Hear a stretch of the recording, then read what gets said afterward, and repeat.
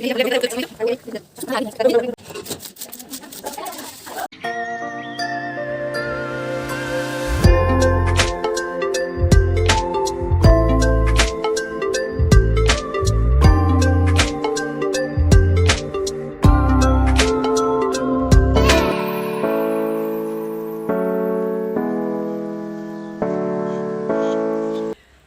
সকলোকে আপোনালোক সকলোকে পুনৰবাৰ মোৰ চেনেলৰ অন্য এটা ভিডিঅ'লৈ স্বাগতম জনাইছোঁ।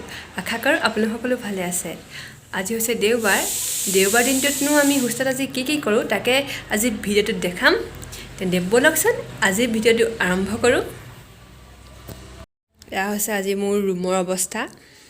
মডেল বনাব দিছে, কাইলৈ জমা দিব দিছে। এই তাকে মডেল বনাই ৰুমৰ অৱস্থা একদম বেয়া কৰি থৈছোঁ। গৈছোঁ এইটো হৈছে আজি ৰুমৰ অৱস্থা। মডেলখিনি বনাই হোৱাৰ পিছত আপোনালোকক মই এটা ভিডিঅ' দিম বাৰু। বাকী আজি খাদ্যনো আমাৰ কি আছে বলকচোন চাওঁগৈ। কি কাটিছা দীপশিখা বা দিবা? কি কাটিছা? কি কিহেদি বনাবা? কণ বিলাহী, জালুক আৰু মচুৰ দাইল, নগা কচু পাহাৰৰ পৰা আনিছোঁ। ক'ব হ'ব আমাৰ আফাল বুটলা নহয়।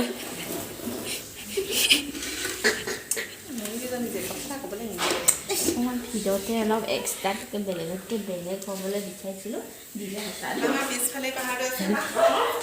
এইফালে আমাৰ এনচে আজি ভাত খাই আছে। কি খাইছ?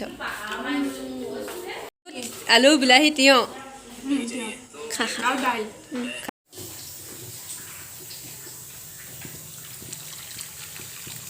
দাইল তিয়াই থৈছোঁ, পানী উতলিব দিছোঁ। কচুটোৰ আঁহটো এনেকৈ উঠাই লোৱা হয়। আমাৰ দুগৰাকী লাগি আছে, এয়া আৰু এগৰাকী। আজি ৰাতিৰ সাজৰ বাবে খুব ধুনীয়া এটা টেষ্টি খাদ্য খাম আমি। পচলা এইটো কি বুলি কয় বাৰু? আপোনালোকে মোক তলত থকা কমেণ্ট বক্সত জনাবলৈ নাপাহৰিব দেই। এয়া আমি কেনেকৈনো কচু শাক প্ৰস্তুত কৰিছোঁ চাওঁচোন আহক। পানী উতলিব আৰম্ভ হৈছে। এতিয়া দি দিছোঁ দাইল। আগতে দাইলখিনি উতলাই লৈছোঁ।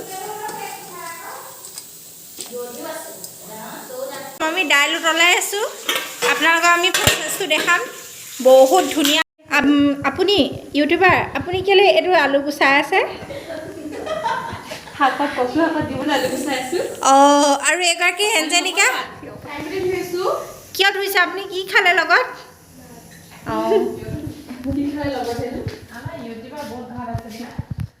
আহকচোন দেওবাৰে বিশেষ ৰুমবোৰতনো কি হৈছে চাওঁ। এয়া BEdৰ 3rd ছেমিষ্টাৰ মডেলৰ প্ৰস্তুত ফুল প্ৰিপেৰেশ্যনত চলি আছে। কিমান ব্যস্ত আমি মানে। এইফালে অকল খাদ্যৰ জুতি। আৰু আহকচোন এইফালে এইটো ৰুমলৈ যাওঁ। এয়া এগৰাকী ভাত খাই আছে। এওক খাবলৈ দিওঁ, ডিষ্টাৰ্ব নিদিওঁ এওক। ব'লক এবাৰ আমাৰ ৰুমলৈ লৈ যাওঁ। এইটোৱে হ'ল আমাৰ ধুনীয়া ৰুমটো। আপোনালোকৰ কাৰণে বেয়া হ'ব পাৰিছে, কিন্তু আমাৰ কাৰণে বহুত বহুত ভাল লগা ৰুম। এয়া আজি দেওবাৰ কাৰণে তুলি চুলিবোৰ সকলো ৰ'দাই থোৱা হৈছে। ৰাতি শুই কিমান ভাল লাগিব ভাবি চাওকচোন। এয়া আমাৰ পঢ়া টেবুল কেইখন। এইখন এজনী আৰু এইখন এজনী। তেনেকেই আমাৰ দিনবোৰ গৈ আছে। খুব বেয়া লাগিছে, শেষো হ'বহি। আপোনালোকে আমাক এই ব্লগবোৰতে চাই থাকিব দেই। এতিয়া আলু কাটি হৈ গৈছে। এতিয়া আমি ইয়াত আলু দিছোঁ। দালিখিনি অলপ সিজাৰ পিছতে কচুখিনি দি দিম। চাই যাব আপোনালোকে কেনেকৈনো আমি কি কৰিছোঁ। এয়া কচু প্ৰায় হৈছেগৈ কাটি। কিবা ক'ব আপুনি? কচু ধুলেনে আপুনি? কণ বিলাহীখিনি কিনি গ'ল? মই ধুবলৈ আনিছোঁ। ৰচুনটো খাই আনো। এয়া ৰচুন, আদা ৰচুন।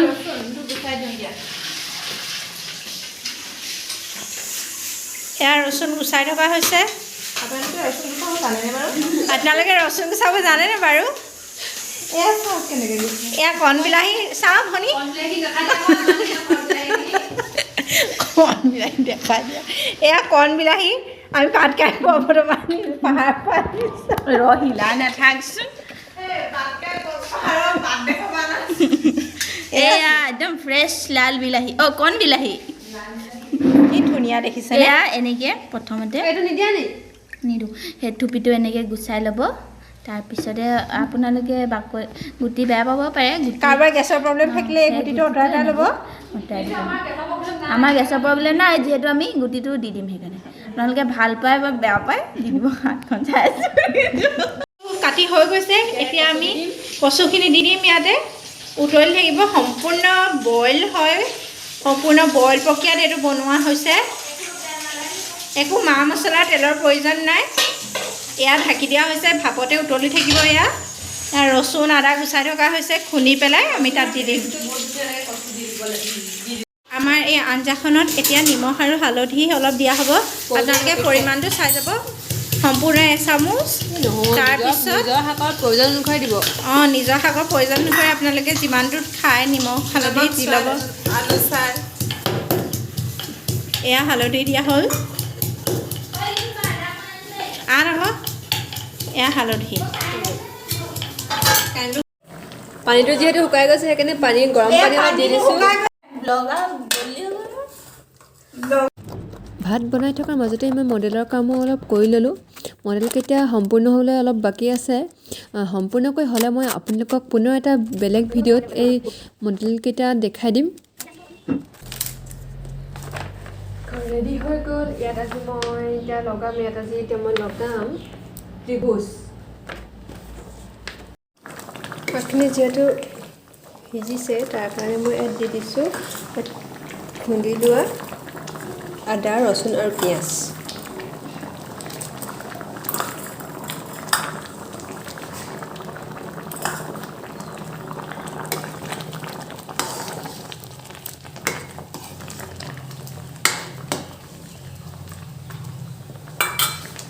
মই ঢাকন মাৰি দিছোঁ বিলাহীখিনি যেতিয়া হ'ল কণ বিলাহী আৰু বৰ বিলাহী দুটা আছে আৰু প্ৰয়োজন অনুসাৰে কেঁচা জলকীয়া মই দিছোঁ আৰু এতিয়া দিম গুটি জালুকটো চাওকচোন আপোনালোকে কালাৰটো কি ধুনীয়া লাগিছে জালুকৰ গুড়ি নিজৰ সোৱাদ অনুসাৰে গোন্ধটো বহুত ভাল লাগে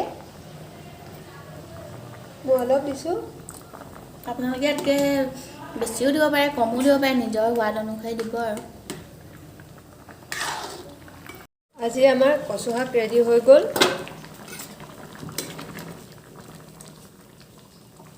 তেন্তে ব'লক আজি আমি ভাত খাই আপোনালোকক পুনৰ লগ পাই আছোঁ যদি ভাত খাই মেলি ভিডিঅ' কৰিব নহ'ল এতিয়া বাজিছে এতিয়া সন্ধিয়া হ'ল সন্ধিয়া আমি চাহনো কিহে খাওঁ ব'লকচোন চাওঁগৈ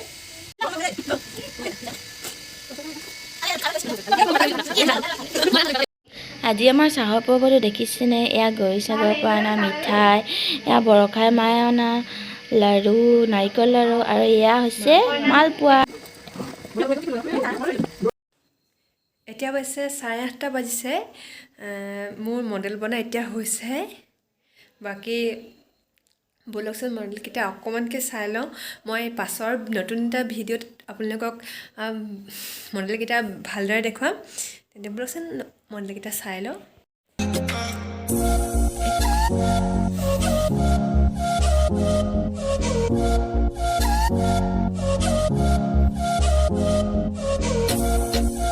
এতিয়া যাওঁ ৰাতি সাঁজ বনাবলৈ আজি ৰাতি স্পেচিয়েলনো কি আছে ব'লকচোন চাওঁগৈ আমি ৰাতি স্পেচিয়েল খাম পচলা আৰু আছে মাছ ব'লক তেন্তে ভিডিঅ'লৈ আগবাঢ়ো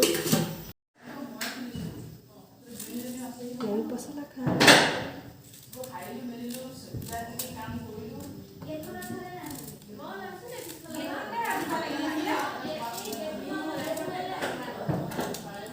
ওলাইছে অকণমানকৈ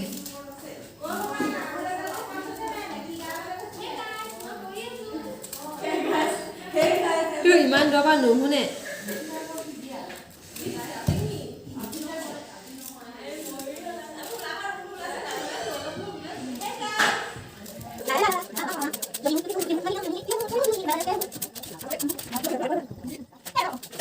মছলাখিনি কাটি প্ৰায় সম্পূৰ্ণ হৈছে এতিয়া ইয়াৰ আঠাখিনি যাবৰ বাবে অলপ নিমখ দি পেলাই তিওৱা হ'ব আপোনালোকে চাই যাওক এয়া আজি আমাৰ চিফ গেষ্ট বৰ্ষাৰ মা আহিছে কিমান ফূৰ্তি দেখিছে আমাৰ তাৰ কাৰণে স্পেচিয়েল খাদ্য পচলা আছে আৰু আপোনালোকে ভিডিঅ'টো চাই যাব কি কিনো আমি বনাওঁ আজি এয়া পচলাখিনি নিমখ দি চেপি এনেকৈ গোটা গোটা কৰি থোৱা হৈছে কেৰাহীত তেল গৰম হৈছে পচলাৰ প্ৰস্তুতকৰণ প্ৰক্ৰিয়া আৰম্ভ হৈ গৈছে প্ৰথম তেলখিনি অলপ গৰম কৰি লোৱা হ'ল এয়া অলপ মেথি গুটি দিয়া হৈছে পাঁচফোৰণ দিছোঁ দেই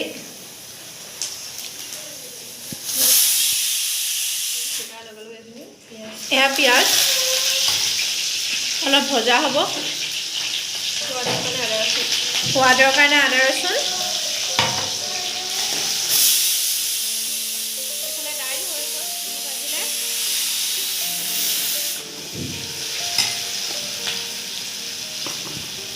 এয়া আপোনালোকৰ নিজৰ জোখ বা পচন্দ অনুযায়ী হালধি দিব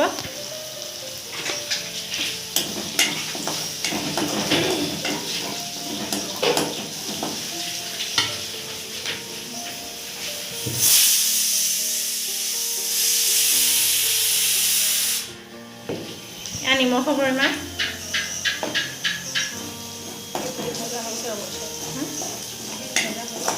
এইখিনি ৰঙচুৱা একেবাৰে ভজা হৈ গ'ল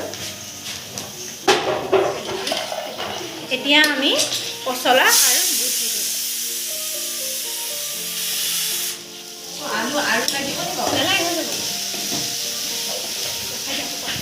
অকণমান ভাজি ল'লোঁ পচলাখিনি এতিয়া আমি আলুখিনি সৰু সৰুকৈ কাটি লোৱা হৈছিলে দি দিছোঁ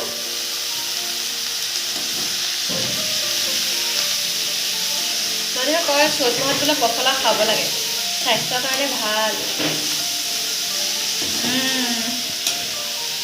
তাই কৈছে চ'ত মাহত বোলে পচলা খাব লাগে স্বাস্থ্যৰ কাৰণে ভাল এতিয়া যিহেতু চ'ত মাহে মাছ ভাজিবৰ কাৰণে কেৰাহী পাতিছোঁ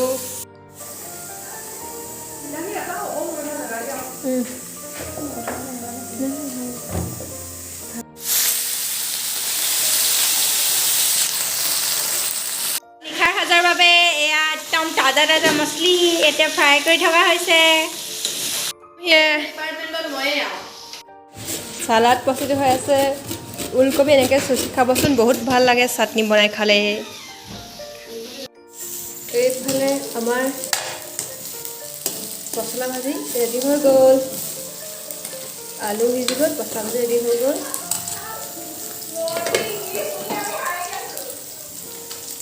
ইফালে মাছ ফ্ৰাইও হৈ গ'ল